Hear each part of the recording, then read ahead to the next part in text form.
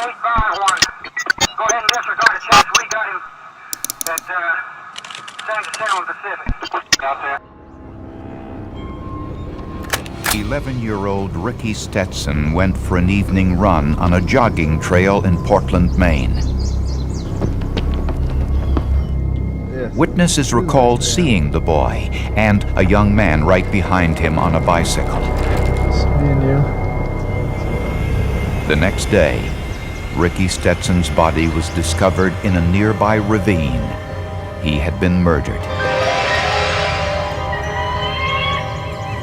The killer left very few clues, but he left behind something he couldn't hide: his signature. 11-year-old Ricky Stetson and his family lived in a working-class section of Portland, Maine, a coastal city known primarily as a summer vacation destination.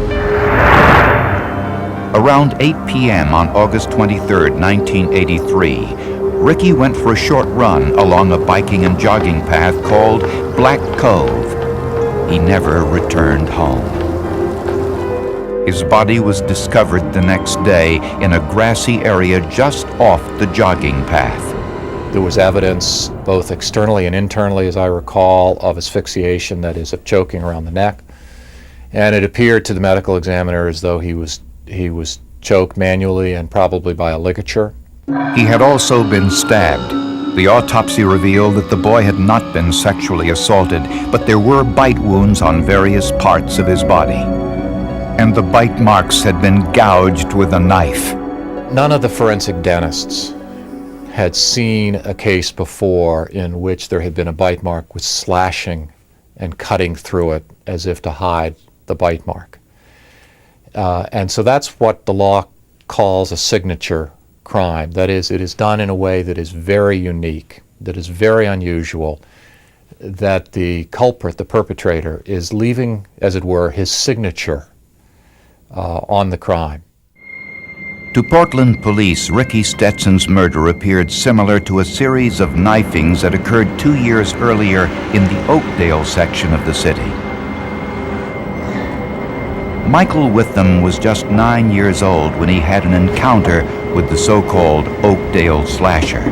There's a wooded lot between a couple of houses which have a couple of paths, and I was called into the wooded lot by a guy who I didn't know at the time. He had asked me a few questions: my age, my name, where I lived, and after I had asked his questions, he said I could leave. As I turned to leave, he grabbed me and cut my throat. Witham got away, but the injury was just inches from being fatal and required 12 stitches to close. All Witham could say was the attacker was a white male in his late teens or early 20s. That description was similar to the one of the man seen riding his bicycle behind Ricky Stetson. For a full year, police searched for the killer, and eventually they identified a suspect, 24-year-old Joseph Anderson. He was also a suspect in the attempted murder of a 9-year-old girl. But there was a problem. Police in Bellevue, Nebraska had a similar murder. A 13-year-old boy with stab wounds and markings identical to Ricky Stetson's. If the Nebraska murder was related to the Stetson case in Maine, Joseph Anderson wasn't the killer. A serial murderer was on the loose on a 1,500-mile killing spree. In the fall of 1983, police in Bellevue, Nebraska were searching for a missing 13-year-old boy, Danny Joe Eberly. Danny Joe had been delivering newspapers early one Sunday morning when he mysteriously disappeared. He's partially through his paper route and now has disappeared. And he wasn't with any of his playmates, any of his relatives, wasn't in any of the neighborhoods, and we knew something was terribly wrong right then. Danny Joe's bicycle was found in front of a home he delivered newspapers to, but there was no sign of a struggle and no sign of the boy. Danny's bicycle. His brother and sister and his mother and dad said his whole life was that bicycle. That's why he delivered newspapers, to buy accessories and to keep the bicycle shining. He was really proud of it. Police searched for Danny Joe Eberly across the state of Nebraska. His picture was seen on nightly television programs and in the newspapers. 3 days later, investigators' worst fears were realized. Danny Joe Eberly's body was found on a desolate stretch of road 4 miles from his bicycle. He had been stabbed to death. The town's mayor, Joe Baldwin, personally delivered the news to the boy's mother. We broke the news to her, and we were all crying, including the FBI guy. He was crying, and I was crying. The chief was crying. A very traumatic type thing to tell some woman, your son was found and he's dead. The very most traumatic thing I think I've ever done. Danny Joe Eberly's hands and feet were tied with rope, and a star-shaped pattern had been cut into his chest, but there was no sign of sexual assault. Police turned to FBI behavioral analyst Robert Ressler for a psychological profile of the killer. We had a biter, an individual that was compelled to bite his victims and then cutting the flesh away to deny that evidence to the police. Since the body was found so close to the road, Ressler suspected the killer was slightly built and not strong enough to carry the body very far. The location also told Ressler that the killer was inexperienced. And it was right off the side of the road, really would indicate to me that the killer was in a little state of panic, wanted to get rid of the body, didn't want to be found with the body in the car, but wasn't sophisticated or knowledgeable enough about the area to do it effectively. And it would indicate to me possibly that this may have been the first time that he had killed in this particular area. The rope used to bind Danny Joe Eberly was of particular interest to investigators and was sent to FBI headquarters in Washington, D.C. Special Agent Wayne Oakes conducted the analysis. I had never seen anyone like this. None of the other examiners in the laboratory who deal with ropes on a daily basis over a number of years had ever seen a rope like this.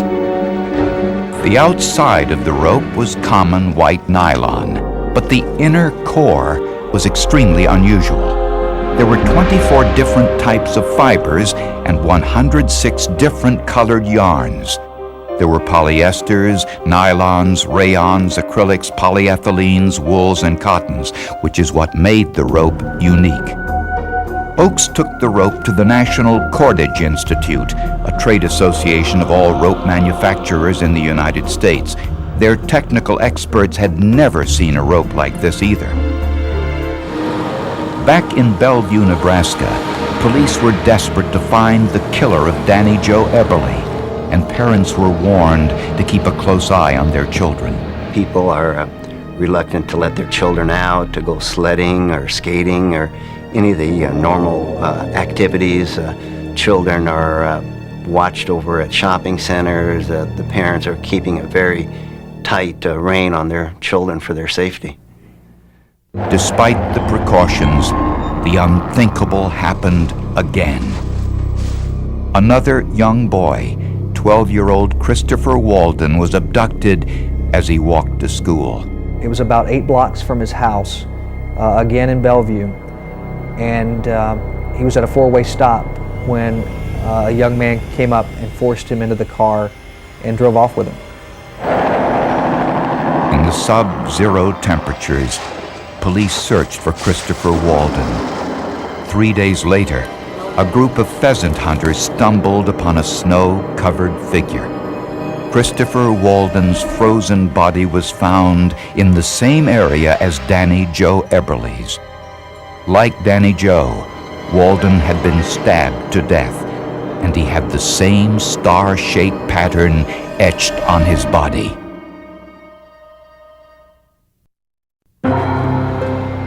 Two sets of footprints led into the woods where Christopher Walden's body was discovered, but only one set of footprints left the scene, an indication the killer did not have an accomplice.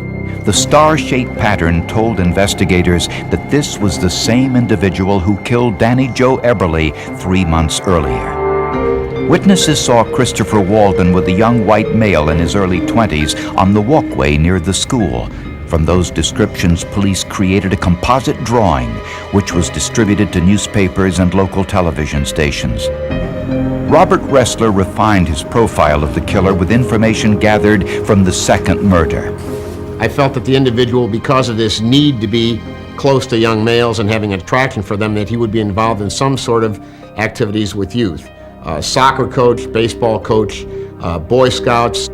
Since the killer was using a knife to obscure the bite wounds, Ressler suspected that the killer read police and detective magazines because matching bite wounds to a dental impression is often discussed in these types of publications. Police talked to a woman who was walking her dog near the intersection at the time Christopher Walden was abducted. She thought she saw the abduction, but she wasn't entirely sure.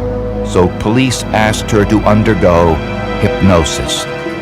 Hypnosis can sometimes help a witness to recall details of an event they can't otherwise remember, but hypnotically enhanced recollections are usually not admissible in court.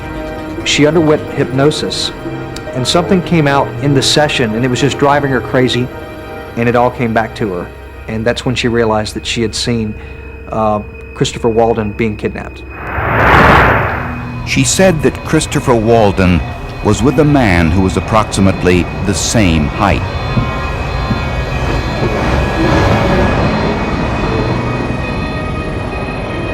The car leaving the scene was brown. The license number started with the letter R, followed by a series of numbers.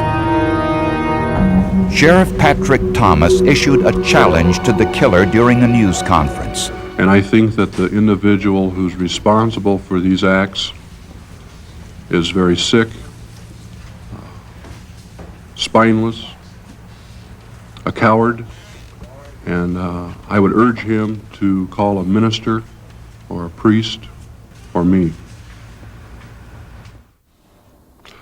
There was a lot of Monday morning quarterbacking from then on that maybe this shouldn't have been done, or maybe whatever.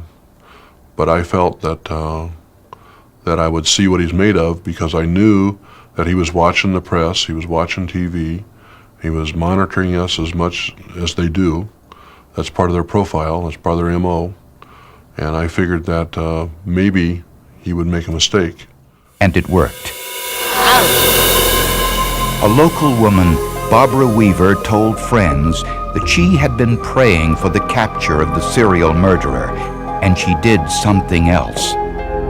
In her prayers, she offered herself in any way possible to help find the killer.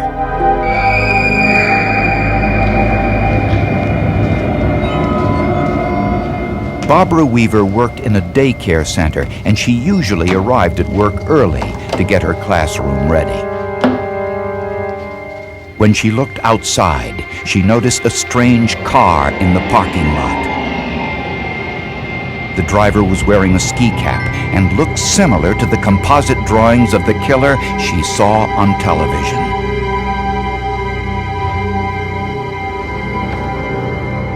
As she was writing down the license plate number, the man entered the classroom. He threatened to kill her and pulled a knife. Mrs. Weaver ran past him and fled to the house next door, which belonged to the pastor of the church. From there, she called police.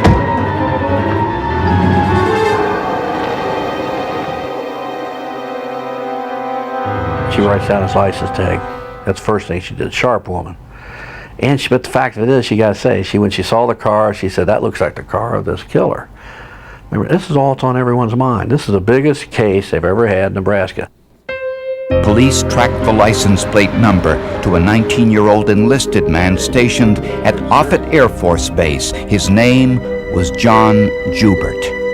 Joubert was a maintenance mechanic in the radar unit. He was also an Eagle Scout and was an assistant scout leader for a local troop. Joubert denied having anything to do with the two murders. But there was an interesting coincidence. Joubert had been living in Portland, Maine the year before at the time of Ricky Stetson's murder. When John Joubert was questioned about the murders of Danny Joe Eberly and Christopher Walden, he had little to say to investigators. But he fit the FBI's profile of the killer. He was 19 years old, slightly built, and an Eagle Scout who volunteered his time as an assistant scout leader of a local troop. Joubert read softcore pornography and detective magazines, which were found in his footlocker at the Air Force Base. But what police found in his automobile was of particular interest. On the right floorboard was a brown Caucasian head hair, which was sent to the FBI for analysis.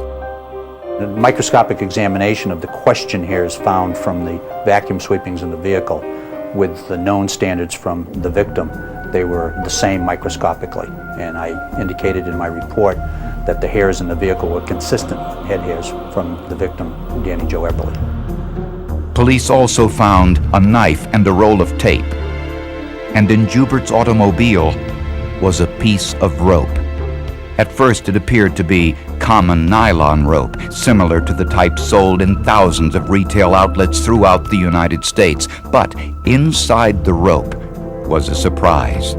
The core of the rope was so unique with 106 different fibers in there.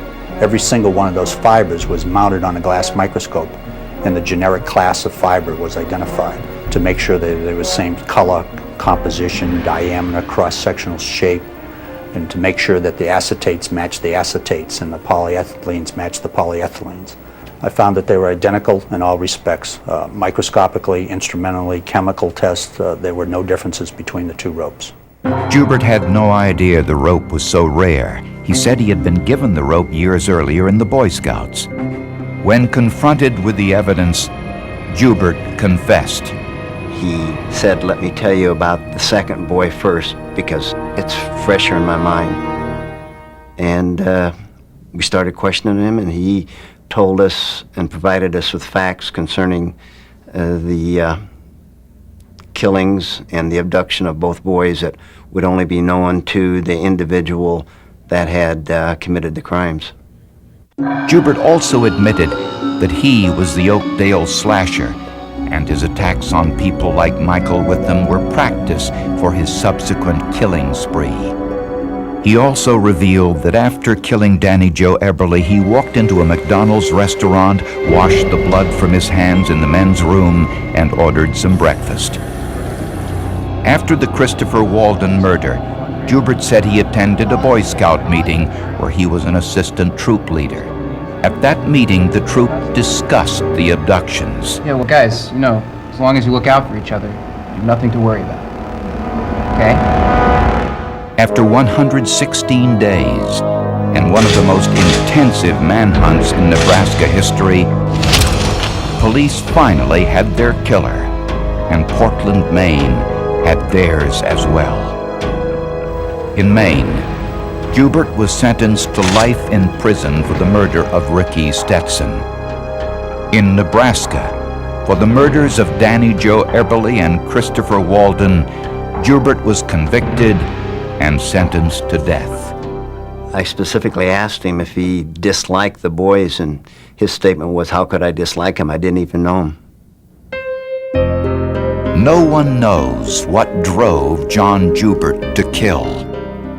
And I remember one day I said, John, if I let you out of jail today and just let you walk away from here, do you think you've learned now that you would never do that again? And he says, he thought for quite some time, and he says, no, he says, I don't think I could help myself. I says, do you mean you'd go kill another little boy? Yeah, probably, he said. Yeah, I probably would. On July 17th, 1996, John Joubert was put to death in the electric chair. Joubert's presence is still felt to this day in the small town of Bellevue. Former Mayor Joe Baldwin regularly visits the victims' graves and remembers the 116 days when a serial killer stalked his community. Most horrible thing that ever happened in this city, to have a young person like that, two young persons, and even three when he To have their life taken away by a person like that, I think that is terrible. You can't believe how traumatic it is when that happens. Just the other day in a grocery store, a lady said that she's just fearful of her little boy playing after dark, that she remembers Jubert. And she says, I don't know how to instill in him that it may happen again. And I told her I'd hope and pray to never let it happen again, but make sure she keeps an eye on her little boy. You just have to be careful. Children have to be very careful. There are people out there that prey on them.